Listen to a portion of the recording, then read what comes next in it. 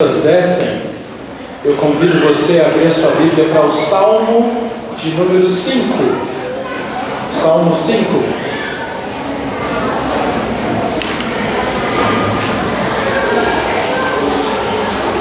Antes de irmos para a mensagem em si, eu gostaria de reconhecer se tem alguém que nos visita hoje pela primeira vez. Alguém aqui do meu lado esquerdo, só levanta a sua mão para que nós possamos reconhecer. Tem alguém que nos visita hoje pela primeira vez aqui? Perdão, do meu lado direito. Aqui do meu lado esquerdo agora, alguém pela primeira vez? Também não? Todos de casa? Amém. Salmo de número 5. Nós vamos continuar nossa série de estudos dos Salmos. Nós começamos já há algum tempo. Falei para vocês que essa série apareceria de vez em quando aqui. Nós já estudamos o Salmo 1, 2, 3 e 4. E hoje nós vamos iniciar o Salmo de número 5. Ok? Salmo de número 5. Hoje nós começamos também a classe de batismo de novos membros. Tivemos um bom grupo de irmãos ali participando. Esteja em oração para essa classe, para que nós possamos caminhar nos próximos meses juntos e aprender mais a respeito do Senhor, aprender mais a respeito da doutrina, a respeito da igreja, que esse grupo possa entender cada vez mais a respeito desses assuntos. Esteja em oração por eles também. Nós estamos ali na classe em 8 pessoas, então esteja em oração por eles. Irmãos, assim como no Salmo 3, este Salmo aqui, o Salmo de número 5, ele é um Salmo da manhã. O que é isso? Assim como no próximo Salmo, por exemplo, se você olhar no Salmo capítulo 6, no versículo 6, você vai ver dizendo assim: todas as noites faço nadar o meu leito, de muitas lágrimas o alago. Ou seja, nós temos aqui nesses salmos, desde o Salmo 3, uma intercalação feita por Davi entre salmos da manhã e salmos da noite. Salmos que são recitados ao acordar e salmos que são recitados antes de dormir. Essa é uma maneira do salmo nos dizer que a oração deve cobrir todo o nosso dia. Desde o nascer do sol até o pôr do sol e o nascer da lua, nós temos que ter uma vida dedicada à oração. Para você ter uma noção, Charles Spurgeon, grande pregador, ele disse o seguinte: a oração deve ser a chave do dia e a fechadura da noite. A devoção tem de ser a estrela da manhã e a estrela da noite.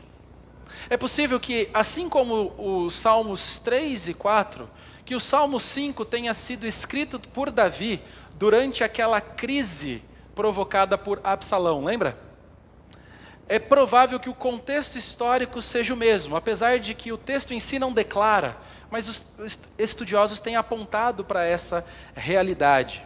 Porém, a descrição dos inimigos de Davi apresentada nos versículos 4, no versículo 6, no versículo 9, no versículo 10, sugere que os eventos que aconteceram aqui, nesse trecho, é de um período anterior à fuga que ele faz de Jerusalém. Lembra que ele é perseguido, ele tem que fugir de Jerusalém escondido, que nós vimos no último salmo, que foi composto praticamente nesse período. Esse salmo provavelmente é antes desse período, perdão. O versículo 10 diz assim, do capítulo 5, acompanhe na sua Bíblia: que eles caiam por seus próprios planos.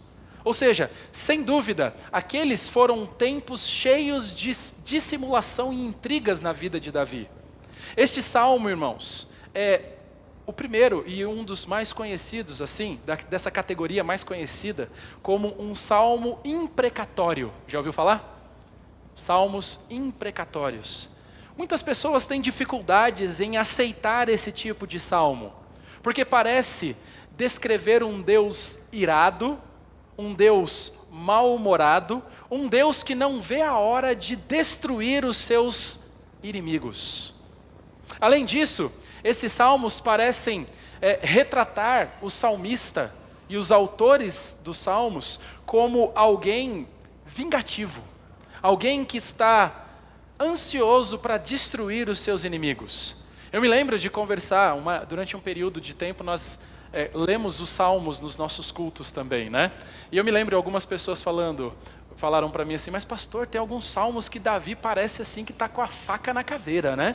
Está com a faca nos dentes e isso parece até antibíblico, né? E as pessoas às vezes olham para esses salmos imprecatórios e têm dificuldades de entender. Mas antes de você criar um preconceito com relação a esses salmos, é importante nós considerarmos vários fatores que estão envolvidos aqui. Antes de nós taxarmos o salmista, e antes de nós taxarmos esses salmos como pagãos, como vindo de um Deus valentão, de um Deus briguento, que é incapaz de perdoar, nós precisamos verificar alguns fatos. O primeiro é que os inimigos descritos aqui são homens que se rebelaram contra o Senhor, não só contra Davi, mas eles se rebelam contra Davi, mas em última instância ali, eles estão se rebelando contra o Senhor. E você deve se lembrar que Israel é o povo da aliança de Deus. E Deus prometeu que Ele protegeria Israel enquanto Israel fosse obediente a Ele. E na sua aliança, quando Deus faz a sua aliança com Abraão, Deus prometeu que Ele iria abençoar todos aqueles que o abençoasse. Mas também Ele prometeu que Ele iria amaldiçoar todos aqueles que o amaldiçoasse. Então, quando os israelitas pedem para que Deus trate os seus inimigos com justiça, eles estão simplesmente pedindo para que Deus cumpra suas promessas, para que Deus cumpra sua aliança. Se você age bem com relação a eles, você receberá bênçãos. Se você age mal com relação a Israel, você receberá maldições. Nós temos dificuldades em entender isso, porque nós muitas vezes nos nossos dias temos rotulado a Deus como um único atributo. Deus é amor. Nós olhamos para Deus somente com essa característica. E Deus de fato é amor. Mas Deus também é justiça. Muitos se esquecem dessa realidade. Se a Bíblia destaca que Deus ele é amor, a Bíblia destaca na mesma proporção que Deus ele é a justiça. E Deus, sendo um Deus justo, na sua santidade, Ele não pode deixar de tratar o pecado. E se alguém peca contra Ele, Ele tem que tratar esse pecado. E desde a queda do homem em Gênesis capítulo 3, há uma batalha em andamento no mundo, entre a verdade e a mentira, entre a justiça e a injustiça, entre o certo e o errado. E não se pode permanecer neutro nessa batalha, irmãos. Nós não podemos assumir a postura de neutralidade. Como diz C.S. Lewis, ele diz o seguinte: se vemos os judeus amaldiçoando com mais amargura que os pagãos, creio que isso se deve, pelo menos em parte, ao fato de levarem mais a sério o certo e o errado. Pois se observarmos suas queixas, descobriremos que normalmente não eram decorrentes apenas do fato de essas coisas terem sido feitas contra eles, mas também de serem explicitamente erradas e abomináveis, tanto para Deus quanto para a vítima. Percebe? Talvez a razão porque nós olhamos para os salmos imprecatórios, que são salmos que pedem que Deus execute o juízo contra aqueles que se rebelaram contra Deus, é que nós assumimos como cristãos uma postura de neutralidade. A gente fala, não, deixa cada um por si. Não. Os judeus, o povo de Israel pedia a justiça de Deus, por quê? Porque eles não eram alheios às ofensas que eram feitas contra Deus. Às vezes nós estamos muito passivos. Aqueles que têm dificuldades em aceitar os salmos imprecatórios, também vão ter dificuldades de aceitar vários outros trechos das Escrituras. Como por exemplo, Jeremias, ele também faz muitos pedidos de justiça de Deus. Quando nós olhamos as pregações de João Batista, ele também pede imprecatoriamente. Quando nós olhamos os sermões de Jesus, as palavras de Jesus, ele também pede justiça. Quando nós olhamos lá em Apocalipse, os mártires, aqueles que morreram durante a tribulação, eles também estão lá nos céus, em Apocalipse capítulo 6, orando para que Deus execute juízo e justiça contra aqueles que os trataram com desprezo e tiraram suas vidas. Se você tem problemas com as imprecações nas Escrituras, você tem problema com toda a Escritura. De fato, a razão é porque você não entendeu que Deus, Ele é justo. Talvez o problema em nossos dias seja exatamente esse. C.S. Lewis diz o seguinte: não abominamos o pecado suficiente para nos perturbarmos com a perversidade e impiedade ao nosso redor.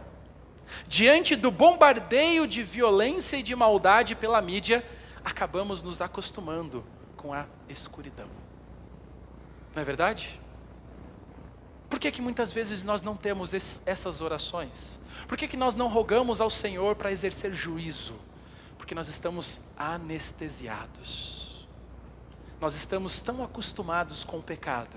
Nós estamos tão acostumados com as trevas ao nosso redor, que o pecado é comum. As trevas é comum. Tudo é comum para nós. É mais ou menos o que o jornalista faz, né? Ele vem, ele dá uma notícia terrível no jornal. Chega, você se arrepia, seu coração se aperta. E logo depois, ele põe um sorriso no rosto e diz: e vamos para os gols da rodada. Faz sentido? E nós, na mesma velocidade que o âncora do jornal, mudamos a página, mudamos o botão, nos esquecemos completamente da notícia terrível que acabamos de ouvir, e vamos lá ver se nosso time ganhou ou perdeu. Estamos neutralizados. Nós não estamos mais nos abominando com o pecado. O pecado não nos perturba como deveria. Nós vemos aqui que o pecado perturbava o salmista. Olha o que ele vai dizer no Salmo, capítulo 5, versículo 1. Vamos ler juntos. Acompanhe comigo a leitura. Enquanto eu faço a leitura, acompanhe na sua Bíblia. Salmo, capítulo 5, versículo 1. Diz assim a palavra do nosso Deus: dá ouvidos, Senhor, as minhas palavras, e acode ao meu gemido. Escuta, Rei meu e Deus meu, a minha voz que clama, pois a ti é que imploro. De manhã, Senhor, ouves a minha voz. De manhã te apresento a minha oração e fico esperando. Pois tu não és Deus que se agrade com iniquidade, e contigo não subsiste o mal. Os arrogantes não permanecerão na tua presença. Odeias todos os que praticam a iniquidade. Tu destróis os que proferem mentira. O Senhor abomina o sanguinário e o fraudulento. Eu, porém, pela riqueza da tua misericórdia, entrarei na tua casa e me prostrarei diante do seu santo templo. No teu temor, Senhor, guia-me na tua justiça por causa dos meus adversários. Endireita diante de mim o teu caminho. Porque na boca dos meus adversários não há sinceridade. O íntimo deles está cheio de crimes, a garganta deles é sepulcro aberto, e com a língua lisonjeia. Verso 10, declara os culpados, ó Deus, que eles caiam por seus próprios planos. Rejeita-os por causa de suas muitas transgressões, pois se rebelaram contra ti. Mas alegre-se todos os que confiam em ti. Cantem de júbilo para sempre, porque tu os defendes.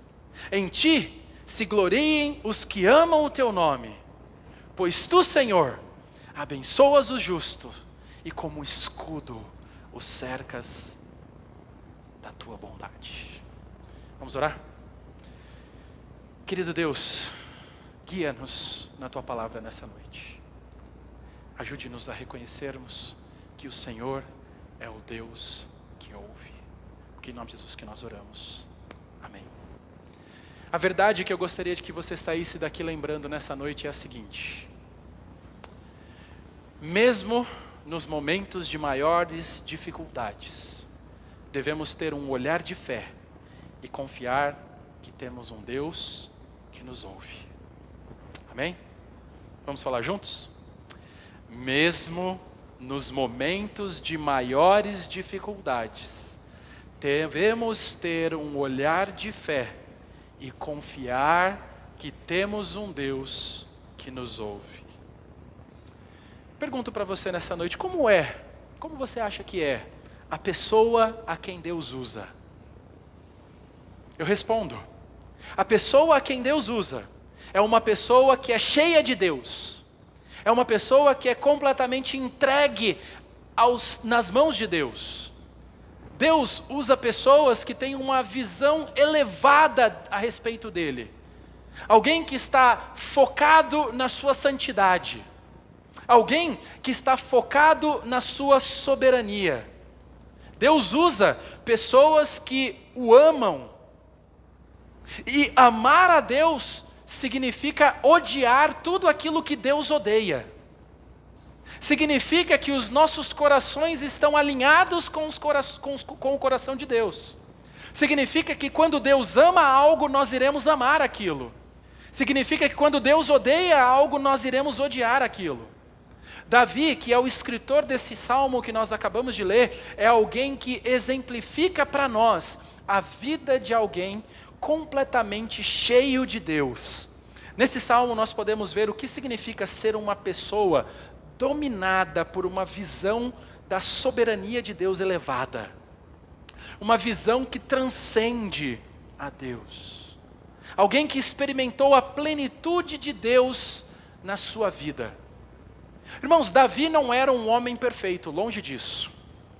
Mas mesmo assim, ele era um homem que amava a Deus. Um homem que buscava a Deus de todo o seu coração.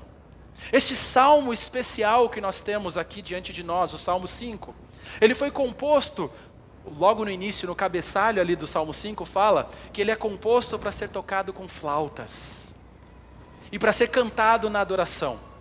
Nós podemos dividir esse salmo em 3 partes. E para facilitar para vocês a memorização, eu coloquei todas essas partes começando com a letra C. E a primeira parte do salmo, nós veremos a contrição de Davi. Na segunda parte do salmo, nós veremos a convicção de Davi. E na terceira parte dos salmos, nós veremos o conteúdo da oração de Davi. Então, 3 partes: contrição, convicção e conteúdo.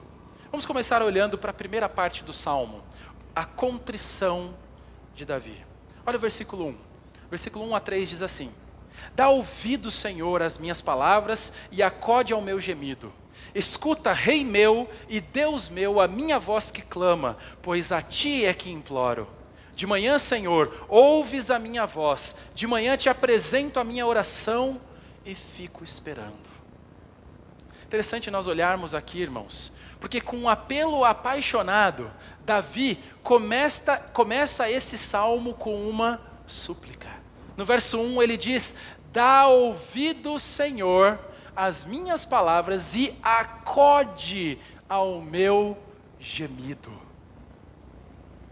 Davi nos ensina aqui que tem 2 maneiras de orar. Talvez crentes, você já tenha experimentado isso. Você pode orar com a voz, com as palavras, ou você pode orar através do gemido. E o gemido vem, geralmente, nas horas mais difíceis da vida. É um gemido de dor aqui o que o salmista está dizendo. As horas onde Deus faz com que as orações mais poderosas surjam, geralmente são nos momentos mais dolorosos das nossas vidas. E geralmente nos momentos mais dolorosos, as palavras se vão. Você não sabe o que dizer. Mas Deus, Ele se atenta, não às palavras ditas pela nossa boca. Ele se atenta às palavras ditas em silêncio, por um coração quebrantado diante dEle. Na oração, irmãos, muitas vezes, as palavras são o que menos importa. Afinal de contas, Deus já conhece todas as palavras. O salmista vai dizer no Salmo de número 139, a palavra ainda nem chegou à minha boca. E tu, Senhor, já as conheces todas. Na oração, não importa se você fala bonito. Não importa se você tem uma palavra impostada. Não importa se sua voz é de locutor. É engraçado como às vezes, quando nós vamos orar, a gente muda o tom da nossa voz, né? É engraçado como a gente usa palavras que a gente nunca usa no nosso dia a dia. É engraçado como parece que a gente está compondo um personagem quando estamos chegando diante de Deus em oração. Irmãos, o que você diz pouco importa. O que importa é como está o seu coração diante de Deus quando você entra na sua presença em oração. A parábola do fariseu e do publicano, lá em Lucas capítulo 10, exemplifica muito bem para nós que palavras pouco importam. Lá diz assim: 2 homens foram ao templo para orar. Um era fariseu e o outro era publicano. O fariseu ficou de pé, e é interessante como o narrador conta aqui. Orava de si para si mesmo. Consegue imaginar isso? Orar de si para si mesmo? Será que nossas orações muitas vezes não são assim? Orações autocentradas? Orações orgulhosas? O texto continua falando como era essa oração dele. Olha o que ele dizia: ó Deus, graças te dou. Aí, opa, está começando bem. Aí ele vai: porque não sou como os demais homens, roubadores, injustos, adúlteros, nem ainda como este publicano. Será que você não é um desses? Será que você não chega aqui hoje na adoração, no culto, e está falando: Senhor, graças te dou porque eu não sou como essa gentalha. Eu sou superior. Eu sou maior. Essa é a postura do fariseu. Ele confiava em quem? Na sua justiça. E por causa disso, a oração dele não passava do teto. Era uma oração dele para ele mesmo. E no versículo 12, continua dizendo assim. Olha o que ele fazia, ele está se vangloriando. Jejuo 2 vezes por semana e dou o dízimo de tudo que ganho. Tem algum problema com isso? Qual o problema nisso? A autopromoção. Aí ele continua. Versículo 13 vai dizer, opa, já estava lá. O publicano, vai contrastar. O publicano estando em pé, longe, ou seja, nem se aproximava do templo, da adoração. Ele estava envergonhado. Ele diz lá: nem mesmo ousava levantar os olhos para o céu, mas batia no peito dizendo: ó Deus, tem pena de mim, que sou pecador. Percebe? As palavras não são essenciais. São apenas a roupagem da oração. Nós podemos e devemos fazer uso das palavras na nossa oração. Afinal de contas, elas ajudam a concentração, elas ajudam a direção na nossa oração e ela promove, as palavras que usamos promove a devoção. Porém, entenda, é possível haver oração quando não há palavras. Você pode orar e Deus sabe o que você está querendo dizer. As lágrimas farão mais do que 1000 palavras. Infelizmente, por outro lado, também é possível haver palavras quando não há verdadeira oração. Você pode falar, passar horas no monte sem orar e achar que está orando, mas você só está falando palavras ao vento. Nós vemos aqui, irmãos, que Davi, ele usa as 2 formas de oração.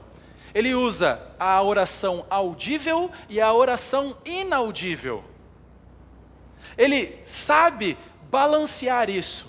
Ele está escrevendo a sua oração. Isso é uma excelente maneira de ajudar você a controlar seus pensamentos. Funciona muito bem comigo, ok? Muitas vezes eu quero orar e a minha mente começa a viaja para um monte de lados, né? Ainda mais nessa era tecnológica, nossa atenção tem virado cada vez mais era Tom 10 segundos de um filme, um personagem que em 10 segundos ele esquecia tudo, sempre. Cada vez mais a nossa atenção tem sido diminuída.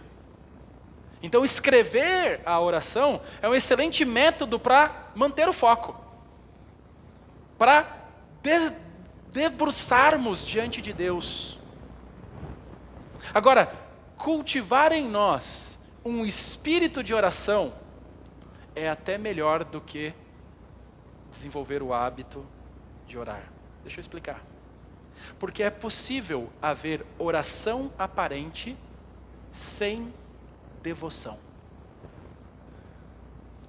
É possível você pensar que tem orado a vida inteira e de fato você nunca orou.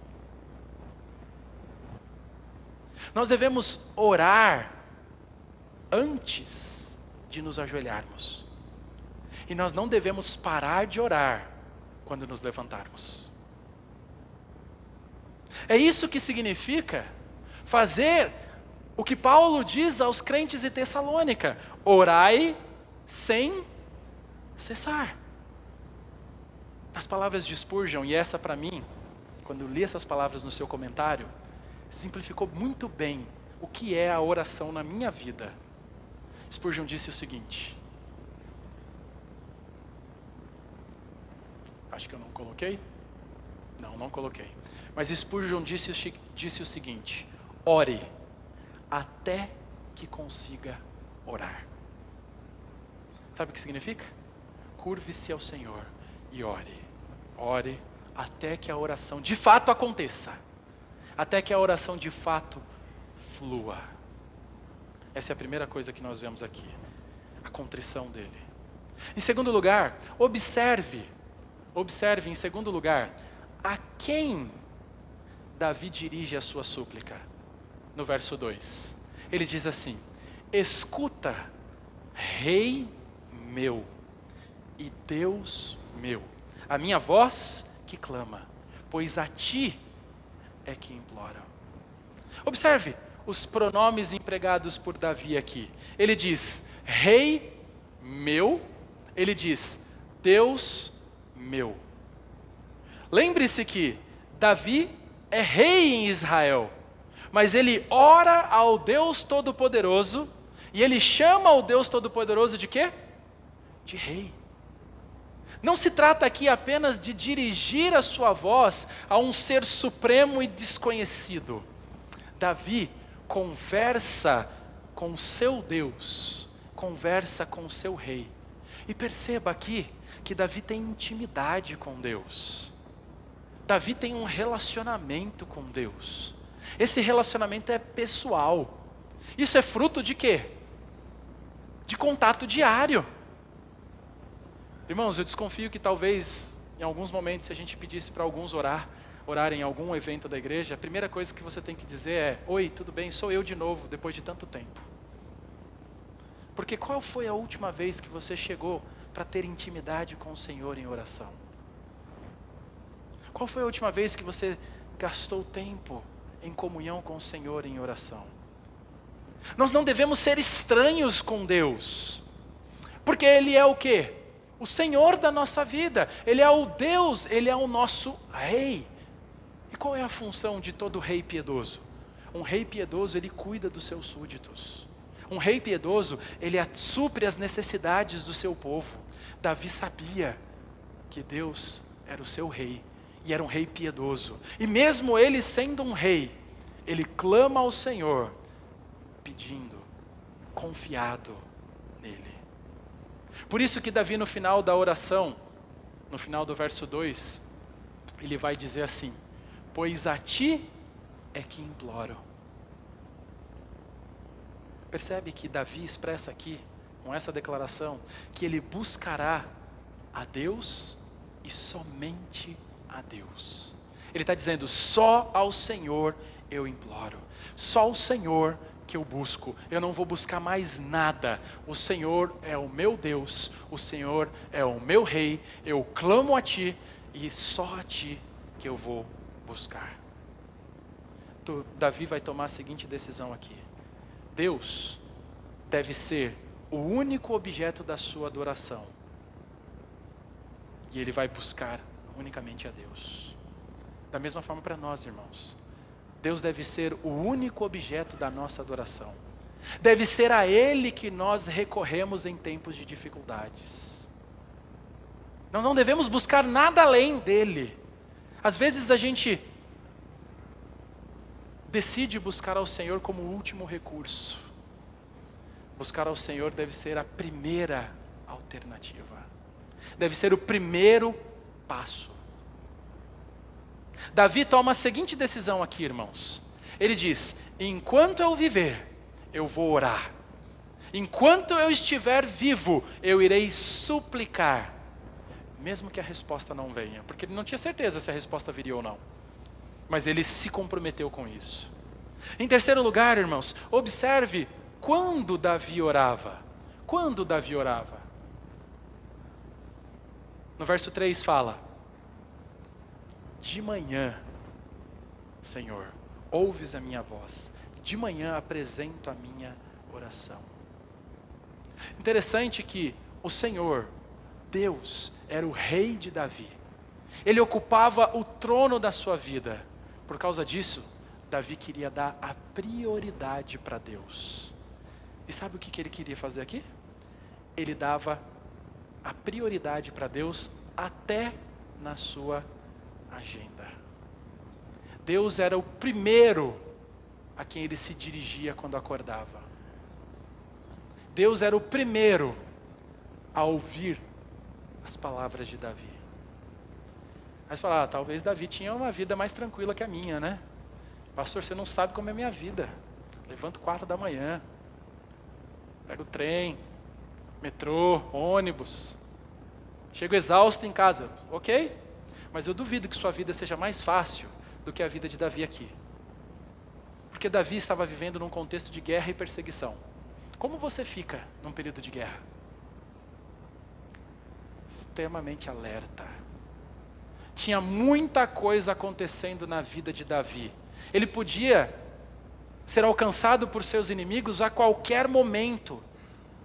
Ele tinha que estar constantemente se movimentando, mudando de um lugar para o outro. Sem dúvida, um período de dificuldade tremenda.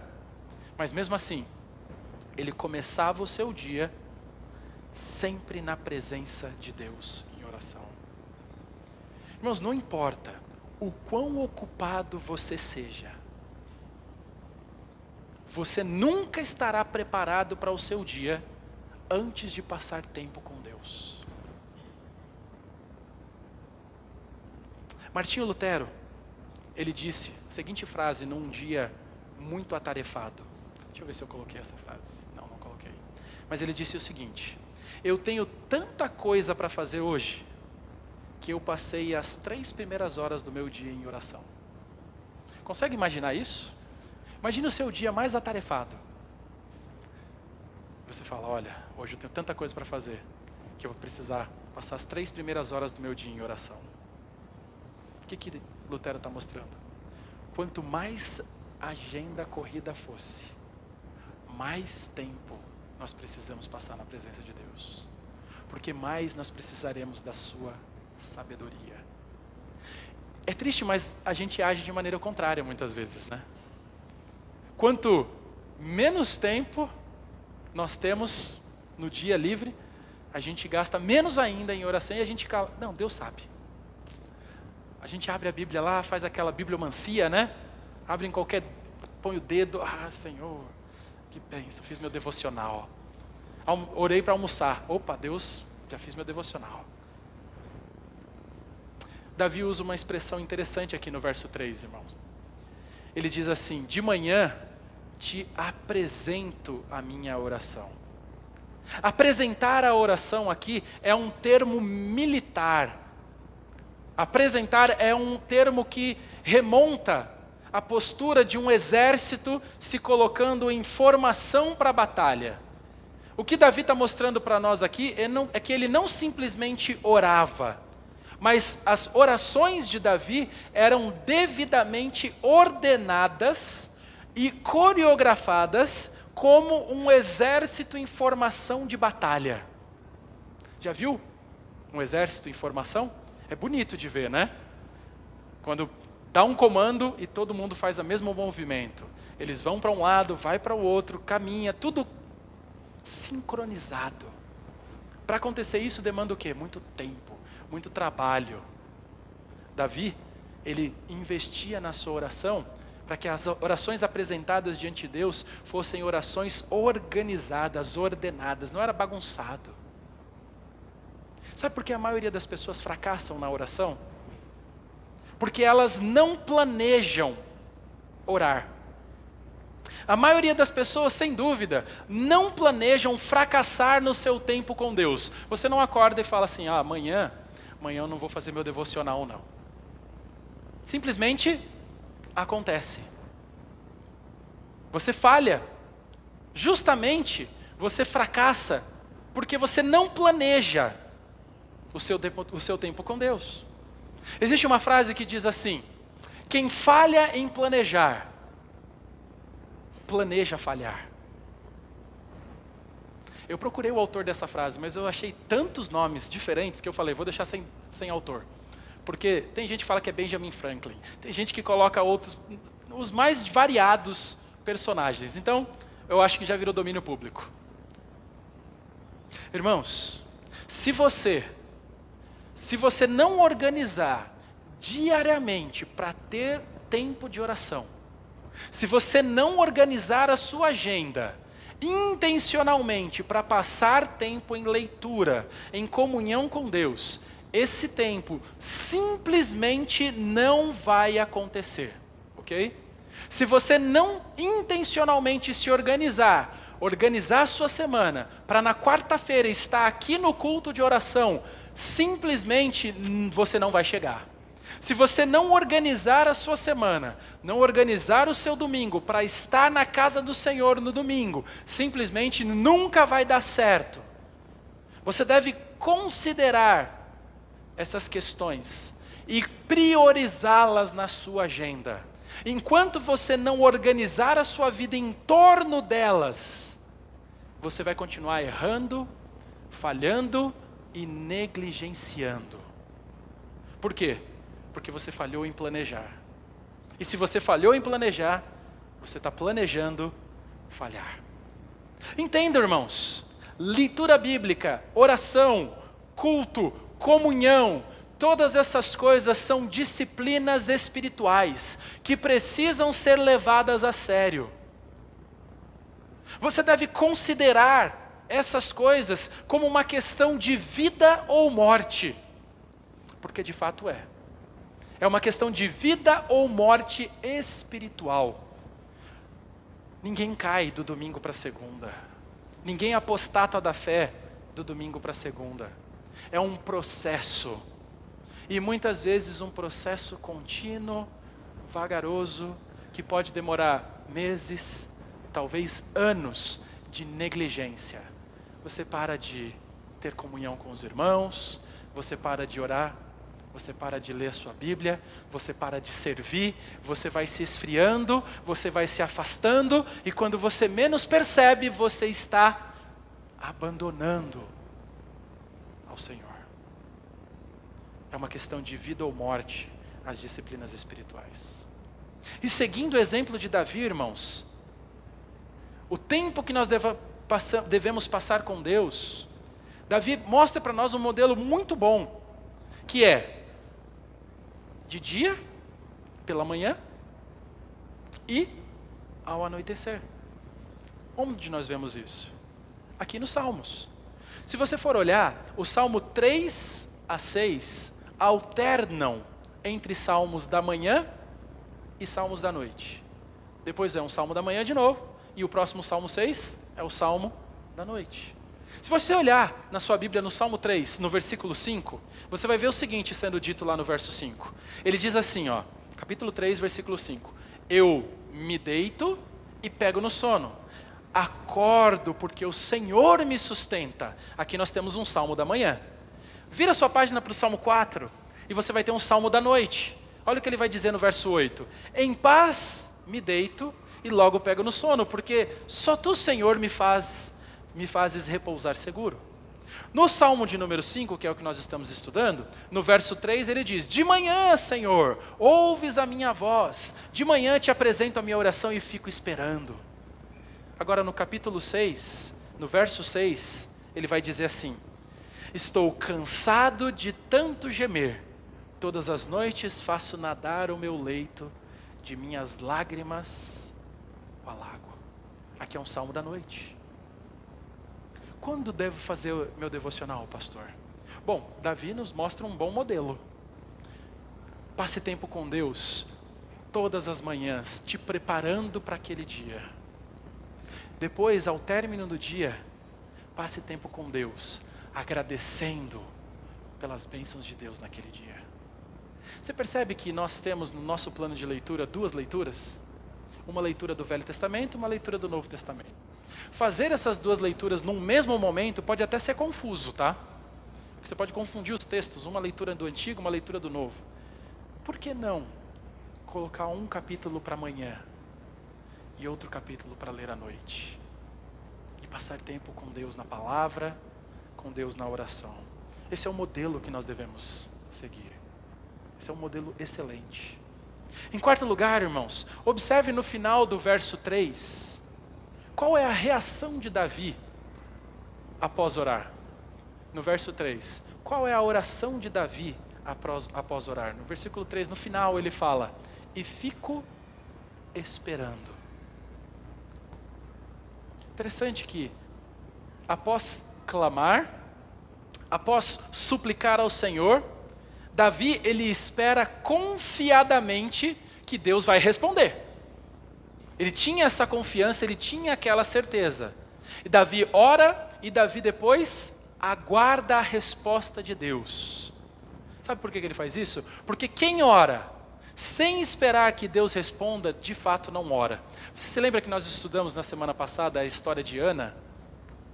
Aquela mulher que orou para o Senhor para ter um filho, e ela chega com amargura de alma na sua oração, ela chega clamando ao Senhor para que Deus abra o seu ventre, para que ela possa ter um filho. Quando ela termina de orar, o texto diz o quê? Que ela saiu dali e já não era mais triste. Por quê? Porque ela acreditava que Deus ouvia as orações, que Deus responderia a essa oração. Ana tinha essa certeza. Irmãos, quando nós oramos, nós mostramos a nossa dependência de Deus. Quando nós agimos sem esperar que Ele nos responda, nós mostramos a nossa independência. Nós mostramos que, Deus, no final das contas, deixa comigo, que eu sei cuidar da minha vida melhor. Eu sei o que deve ser feito. Irmãos, Deus em sua soberania, Ele decidiu agir entre nós por meio da oração. A oração, ela vai conectar a fraqueza humana com a onipotência divina. Às vezes nós estamos temerosos, às vezes nós estamos ansiosos. Sabe qual é o melhor anti-ansiolítico que existe? Um bom tempo de oração. Deus acalma os nossos corações. Deus tira de nós a nossa ansiedade. Afinal de contas, quando nós passamos tempo com Ele em oração, nós devemos lançar sobre Ele toda a nossa ansiedade. Por quê? Porque Ele cuida de nós. Quando nós oramos, irmãos, a nossa fraqueza é fortificada por Deus. Deus nos fortalece em tempos de oração. Vamos olhar agora para a segunda parte do Salmo. A primeira parte era maior, tá? A segunda parte vai mostrar a convicção de Davi no verso 4 a 6. Olha o que ele diz. Pois tu não és Deus que se agrade com a iniquidade, e contigo não subsiste o mal. Os arrogantes não permanecerão na tua presença. Odeias todos os que praticam iniquidade. Tu destróis os que proferem mentira. O Senhor abomina o sanguinário e o fraudulento.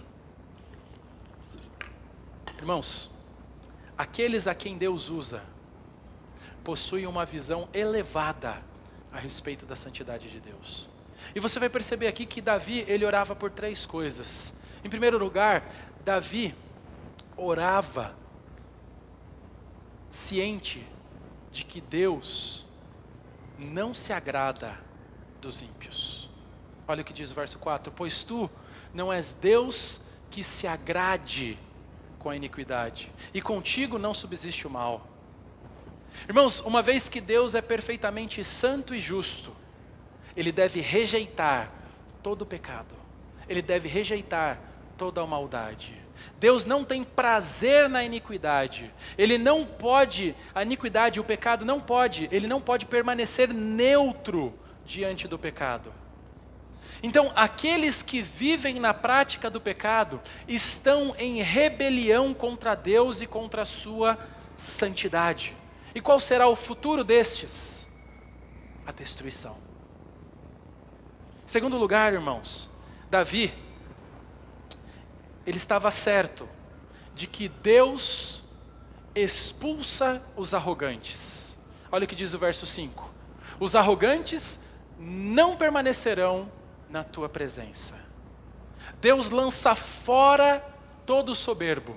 Deus declara guerra contra os arrogantes. Não foi assim que Ele fez com o anjo de luz por causa da sua soberba? Queria ser como Deus, por causa disso foi expulso. Deus também expulsou Adão e Eva do jardim do Éden. Por quê? Porque eles queriam ser como Deus. Deus nunca permitirá que os soberbos entrem na eternidade e fiquem ao seu lado. No final do versículo 5, irmãos, traz aqui uma declaração bem forte. Aqui diz o seguinte: odeias todos os que praticam a iniquidade. Algumas versões aparecem aí como aborrece, mas o sentido original é realmente esse que aparece na NAA. O que o autor está dizendo é que Deus odeia todos os que praticam a iniquidade. Deus não apenas odeia o pecado, Deus odeia também todo aquele que vive na prática do pecado. Aqueles que praticam a iniquidade estão debaixo das maldições da lei e todas as ameaças que o Evangelho nos apresenta. Deus espera que aqueles que o amam também amem aquilo que Ele ama e odeiem aquilo que Ele odeia. Olha o que o salmista vai dizer mais para frente no Salmo 97:10. Ele diz: vocês que amam o Senhor, o que vocês devem fazer? Odeiem o mal. Ele protege a vida dos seus santos e os livra das mãos dos ímpios. O salmista também diz, no Salmo 119, 113, detesto a falsidade, porém amo a tua lei. Depois ele vai dizer no 139, 21, acaso não odeio os que te odeiam, Senhor, e não desprezo os que se levantam contra ti? Amós capítulo 5, versículo 15 diz, odeiem o mal e amem o bem.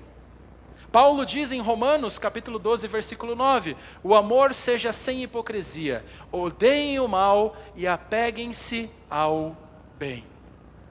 Nós somos chamados por Deus a amar o bem e a odiar o pecado, assim como Ele odeia. A terceira certeza que o salmista tinha é que Deus destrói os mentirosos. Olha o que ele diz no verso 6. Tu destrói os que proferem mentira.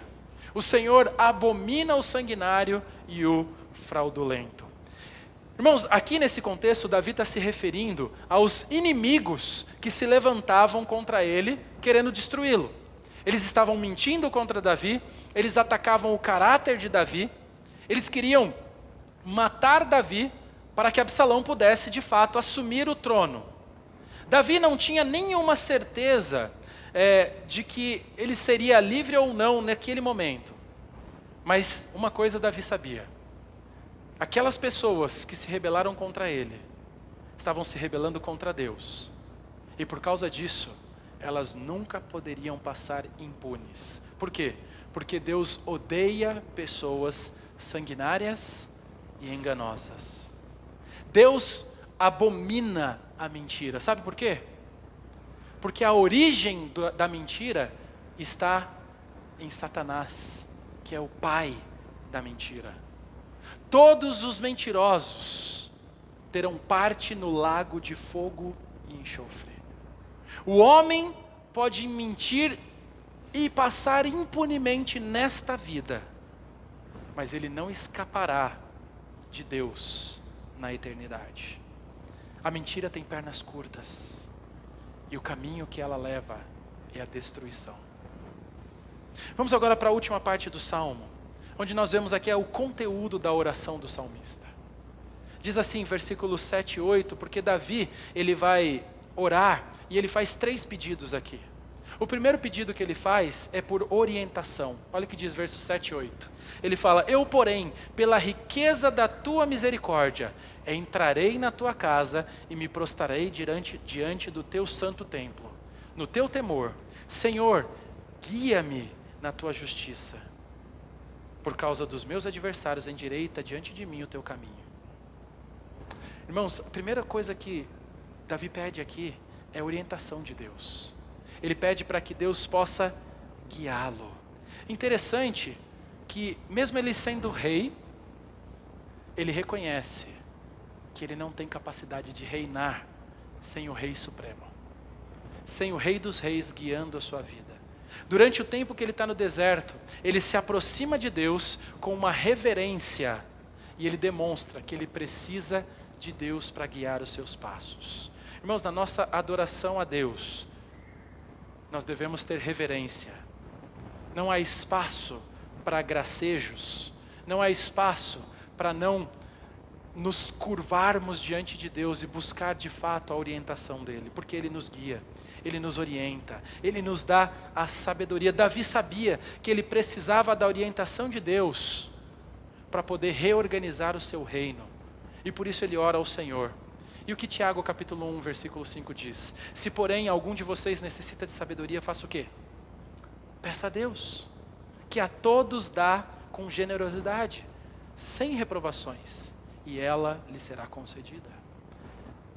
Precisa de sabedoria? Peça a Deus, Ele te dá.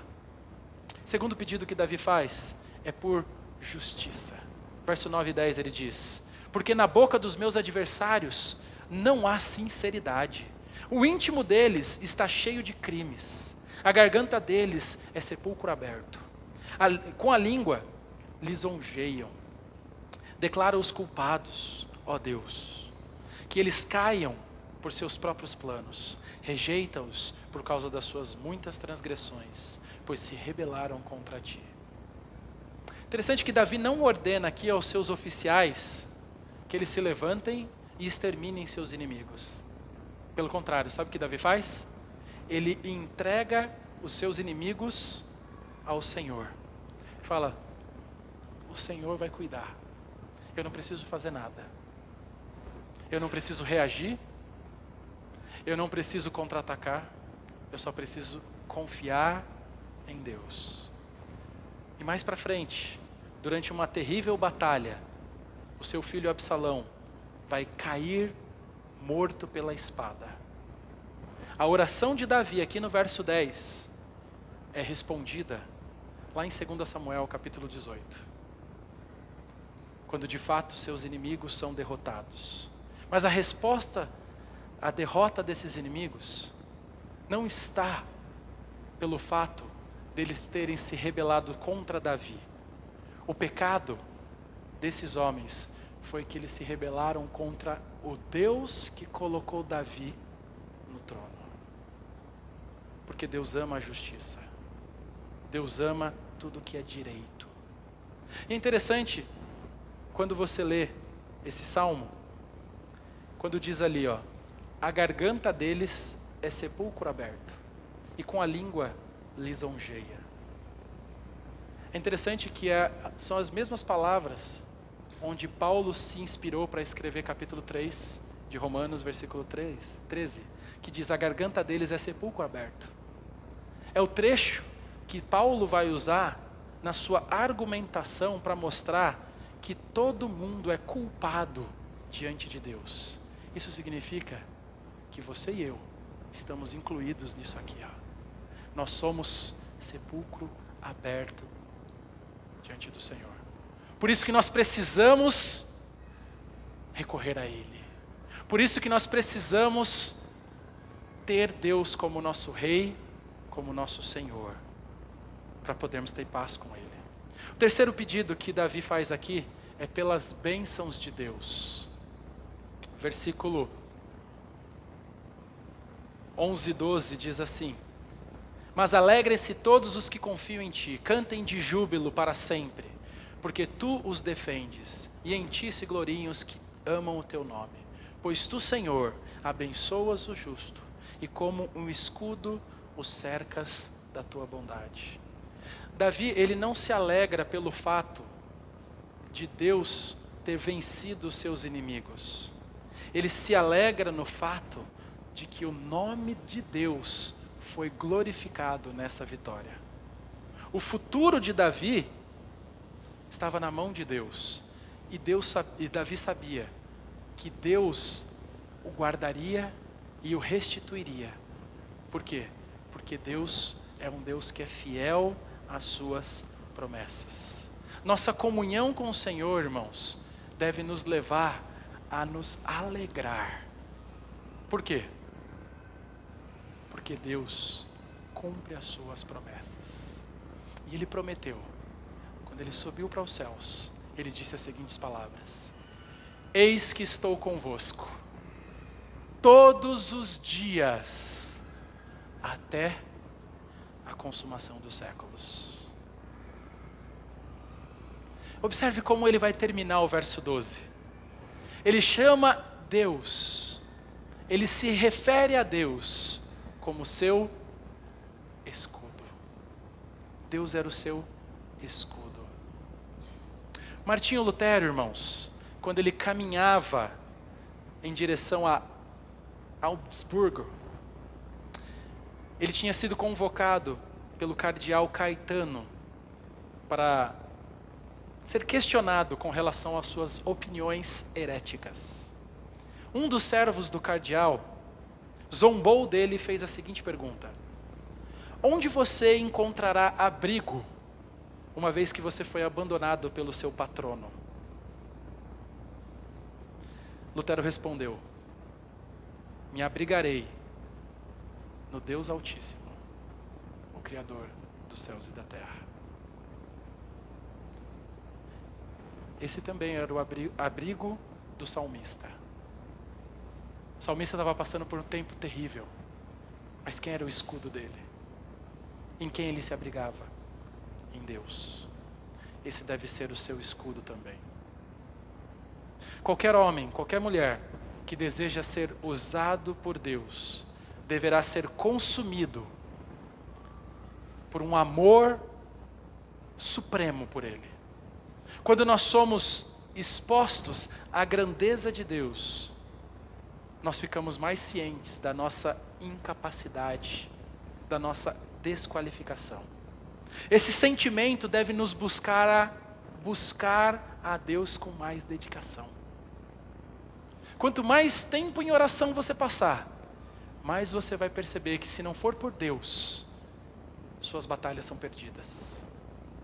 E quanto mais tempo em oração você passar, mais você vai ser consciente da sua fraqueza e do poder de Deus. Tudo que nós passamos nesta vida deve ser visto na perspectiva de Deus. Cada momento, não importa qual seja. E lembre-se, mesmo nos momentos de maiores dificuldades, devemos ter um olhar de fé e confiar que Deus nos ouve, assim como ouviu o salmista. Vamos orar? Querido Deus, nós agradecemos porque o Senhor é um Deus que ouve. Nós agradecemos porque esse salmo nos encoraja. Talvez muitos aqui chegaram nessa noite enfraquecidos, desesperançosos, desesperados, sem qualquer perspectiva de que as realidades de suas vidas possam ser mudadas. O Senhor é um Deus que ouve cada um de nós. Quando chegamos diante de Ti em oração, o Senhor conhece os nossos corações. Ó Deus, ouça as orações que são feitas em silêncio dentro do Seu povo nessa noite. Orações que não têm palavras para descrever o sentimento que estão passando. mas corações que estão derretidos diante do Senhor. Corações que estão completamente desfacelados diante de Ti. Eu rogo que o Senhor ouça essas orações. Que o Senhor traga essas pessoas para cada vez mais perto do Senhor. Que o Senhor restaure o ânimo nessas pessoas. Que o Senhor as coloque de pé novamente. Que elas possam se regozijar com a certeza de que o Senhor é o escudo de cada um dos seus. Que o Senhor é o nosso Deus. O Senhor é o nosso Rei. E que isso possa nos motivar a nos levantarmos da condição de caídos que estamos, prostrados que estamos, e clamar em alta voz que o Senhor reina para sempre em nossas vidas. Porque é em nome de Jesus que nós oramos. Amém. Convido os irmãos